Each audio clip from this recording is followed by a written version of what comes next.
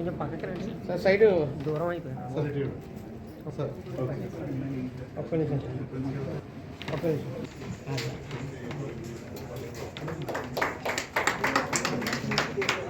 Sir ఇటు పట్టుకోండి madam ఇటు చూడండి సార్ ఇటు చూడండి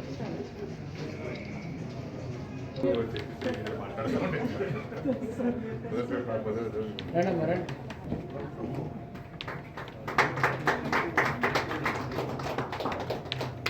సార్ ఇటు చూడండి ఓకే సార్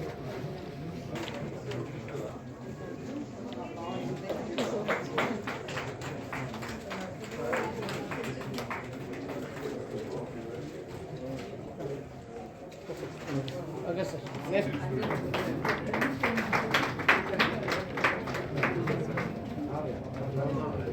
దీనికి రండి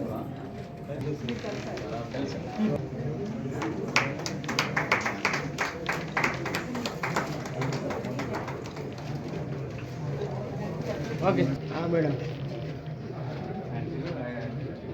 చూడండి మేడం చాలా లేదమ్మా బాయ్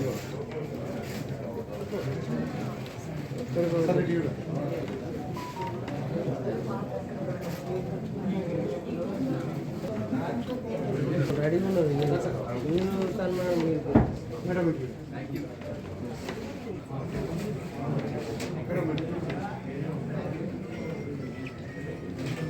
కిందికి రా శివాజీ తన్నావచూర్ గారు, అంబటి సురేంద్రరాజు గారు, ఘంటసాల నిర్మల్ గారు, కవి సిద్ధార్థ్ గారు, కవి యాకూబ్ గారు, అనిల్ డానీ, ఇంకా వేదిక ముందున్న పెద్దలు పిల్లలు అందరికీ నమస్కారం. నిజానికి ఈ కవితా సంపుటిని మా నాన్నగారు ఉన్నప్పుడే తీసుకురావాల్సిందే. ఎందుకంటే నన్ను కవిత్వం రాయమని ప్రోత్సహించింది మా నాన్నగారే. మా నాన్నగారు పద్య కవితలు రాస్తూ ఉండేవారు. నేను కూడా చిన్నప్పటి నుండి చిన్న చిన్న కవితలు, చిన్న చిన్న ఎక్స్ప్రెషన్స్ రాస్తూ ఉండేదాన్ని. కానీ అంత ఫ్రీక్వెంట్గా అయితే రాసేదాన్ని కాదు. నేను సీరియస్గా కవిత్వం రాయటం మొదలుపెట్టింది మాత్రం 2011-2012 ఆ ప్రాంతం నుంచే రాయటం మొదలుపెట్టాను. సరిగ్గా అదే సమయంలో నేను కోటి మ్యూజిక్ కాలేజీలో సంగీతం నేర్చుకోవడానికి చేరాను. ఒక పక్క ఇంటి బాధ్యతలు, అటు సంగీతం, ఇటు సాహిత్యం అన్నీ బ్యాలెన్స్ చేయగలనో లేదో అని అనిపిస్తూ ఉండేది. ఎందుకంటే సంగీతం, సాహిత్యం రెండు మహాసముద్రాలు. ఒక ఫస్ట్ ఇయర్ పూర్తవగానే, మ్యూజిక్ ఫస్ట్ ఇయర్ పూర్తవగానే మా మేడంకి చెప్తూ ఉండేదాన్ని, మేడం ఇంట్లో అవ్వట్లేదు, నేను సంగీతం మానేస్తాను అని. అలాగే మా నాన్నగారికి కూడా చెప్తూ ఉండేదాన్ని, నాన్న నేను రాయటం అవ్వదమ్మో, నా వల్ల ఏ పని కాదమ్మో కవిత్వం రాయటం అని. అలా ఇద్దరికి చెప్తూ ఉంటే వాళ్ళు నన్ను ప్రోత్సహిస్తూ ఉండేవాళ్ళు. అలా నేను కంటిన్యూ చేస్తూ 2019లో నా మ్యూజిక్లో డిప్లొమా కంప్లీట్ చేశాను. తర్వాత ఇన్ని రోజుల తర్వాత 2012లో నా మొదటి కవితా సంపుటి అనుమంత్రం అచ్చు వేసుకున్నాను. నిజానికి సంగీతానికి, సాహిత్యానికి ఎండంటూ ఏమీ ఉండదు. అవి మనం చేసుకుంటూ పోవటమే, నేర్చుకుంటూ పోవటమే, తద్వారా మనల్ని మనం ఇంప్రూవ్ చేసుకుంటూ పోవటమే అని నేను భావిస్తూ ఉంటాను. ఇక సాహిత్య విషయానికి వస్తే మా నాన్నగారు ప్రోత్సహించినప్పుడల్లా కూడా నాకు లోపల కొంచెం భయంగా ఉండేది. ఎందుకంటే సాహిత్యం అంటే జ్ఞానంతో కూడుకున్నది, ప్రతిభతో కూడుకున్నది, ఇది నేను చేయగలను లేదు. అదే కాకుండా నాకు మొదటి నుంచి కూడా సెల్ఫ్ కాన్ఫిడెన్స్ కొంచెం తక్కువే. అదే కాక మా నాన్నగారు ఏం చెప్పేవారంటే, నువ్వు కవిత్వం రాస్తున్నావంటే ఉత్తనే రాయటం కాదు, పుస్తకాలు బాగా చదవాలి. పుస్తకాలు చదవటం వల్ల నీకు భావ విస్తృతి, భాషా విస్తృతి రెండు కూడా పెరుగుతాయి. అలా కాకుండా నువ్వు ఉత్తనే రాస్తున్నావు అంటే అలాగే ఉంటుంది కవిత్వం కూడా అని చెప్పేవారు. సరిగ్గా అదే సమయంలో నాకు కవి సంగమం పరిచయం అయింది.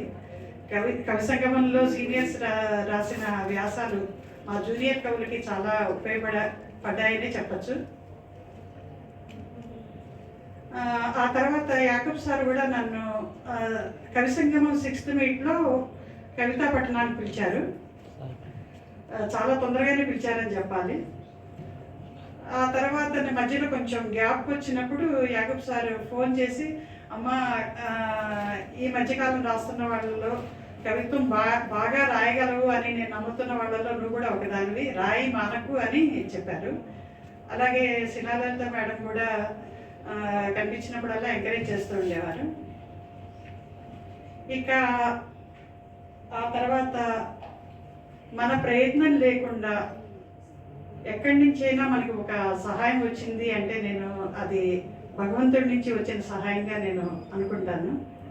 అలాంటి సహాయం నేను సురేంద్రరాజ్ సార్ నుండి పొందాను. తర్వాత ఈ పుస్తకం వేయటంలో కూడా సురేంద్రరాజ్ సార్, ఊర్మిళ మేడం నాకు చాలా హెల్ప్ చేశారు. ఇక ఈ పుస్తకం వేయటంలో కానీ తర్వాత ఈ సభ నిర్వహించడంలో కానీ చాలామంది నాకు సాయం చేశారు. వాళ్ళందరికీ కూడా నేను కృతజ్ఞతలు చెప్పుకోవాలి. నేను పేర్లు మర్చిపోతానని రాసుకొచ్చుకున్నాను. ఒకసారి నేను చదువుతాను.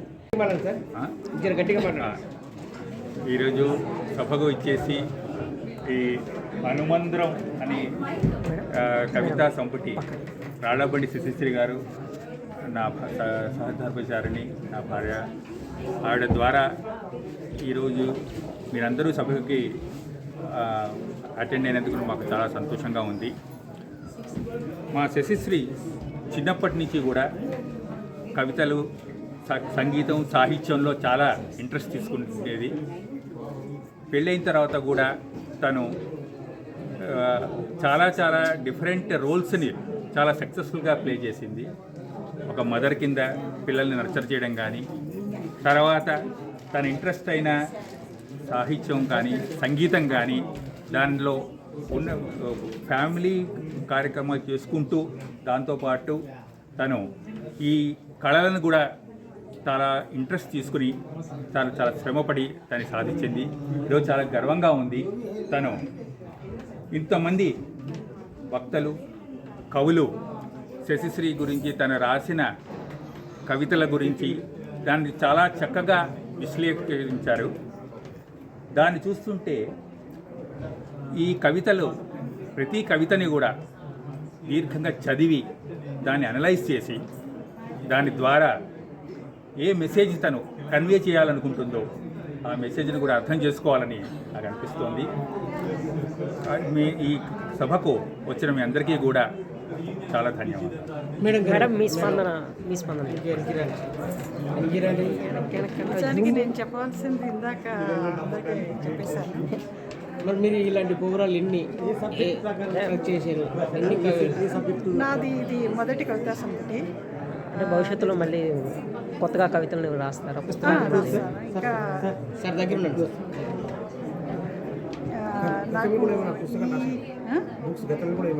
రాయలేదండి, మొదటి కవితా సంపుటి. కాకపోతే నేను ఇది 12 ఏళ్ళుగా రాస్తున్న కవిత్వం నేను లేట్గా తీసుకొచ్చాను. తర్వాత నాకు ఈ పుస్తకం తీసుకురావడం వెనకాల చాలామంది సాహితీ మిత్రులు, వీళ్ళందరి హెల్ప్ ఉంది. బట్ సురేంద్రరాజు గారు, కవి యాకబ్ గారు, శివాజీ తల్లావర్జున సార్, తర్వాత ఊర్మిళ మ్యామ్, ఇంకా చాలామంది కవులు, నేను పేర్లు ఇప్పుడు ఆల్ ఆఫ్ సడన్ చెప్పలేకపోతున్నాను. వీళ్ళందరి ప్రోత్సాహము, సాయం కూడా రెండు ఉన్నాయి. వాళ్ళందరికీ కూడా కృతజ్ఞతలు. ఈ ప్రోత్సాహంతోనే నేను ఇంకా ఈ సాహితీ రంగంలో కంటిన్యూ అవుతానని చెప్తున్నాను. Thank you so much. Madam, ఈ రవీంద్ర భారతిలో మీరు ఫస్ట్ టైం చేస్తారు కదా, మీ సంతోషం, మీ ఫీలింగ్ చెప్పండి మేడం. నిజానికి కవిత్వం మొదటి సంపుటి తీసుకురావటం అంటే చాలా హ్యాపీగానే అనిపిస్తుంది. ఎందుకంటే అప్పటిదాకా మనం రాసిన రకరకాల కవితలు పుస్తక రూపంలో చూసుకోవటం అనేది చాలా ఆనందకరమైన విషయము. తర్వాత అందులో ఈ రవీంద్ర భారతిలో చేసుకోవటం, ఇంతమంది సాహితీ మిత్రులు, ఫ్రెండ్స్, తర్వాత బంధువులు అందరి మధ్య చేసుకోవటం అనేది చాలా హ్యాపీగా ఉంది. మీరు ఇంతవరకు వచ్చినట్టు మీ తల్లిదండ్రుల సపోర్ట్ వల్ల డెఫినెట్గా ఈ కవిత్వం రాయటం అనేది మా నాన్నగారు నుండి వచ్చింది నాకు. తర్వాత మా తమ్ముడు, మా అక్క, మా మామయ్య గారు, మా వారికి కవితతో సంబంధం లేదు, అయినా కూడా చాలా ఎంకరేజ్ చేస్తూ ఉంటాను నన్ను.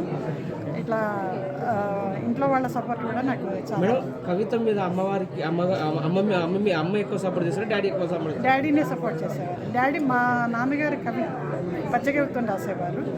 సో మా నాన్నగారు నేను కవిత్వం రాయాలి అంటే ఆయన పోలికొచ్చింది కాబట్టి కవిత్వం రాయాలని కోరుకుంటూ ఉండేవారు. సంగీతం కూడా చేస్తున్నాను మేడం. సంగీతంలో నేను డిప్లొమా చేశానండి. 2019లో నేను డిప్లొమా చేశాను. లావణ్యలత గారు, కోటి మ్యూజిక్ కాలేజ్లో లావణ్యలత గారు మా మ్యూజిక్ టీచర్. భవిష్యత్తులో మళ్ళీ ఇంకా ముందు ఇటువంటి పుస్తకాలని ఆవిష్కరిస్తారా? డెఫినెట్గానండి. ఇప్పుడు వీళ్ళు ఇచ్చిన ప్రోత్సాహం నాకు చాలా బలాన్ని ఇచ్చింది, ఇంకా రాయాలి అనే ఉత్సాహాన్ని ఇచ్చింది. సో డెఫినెట్గా వస్తుంది. Okay, thank you madam.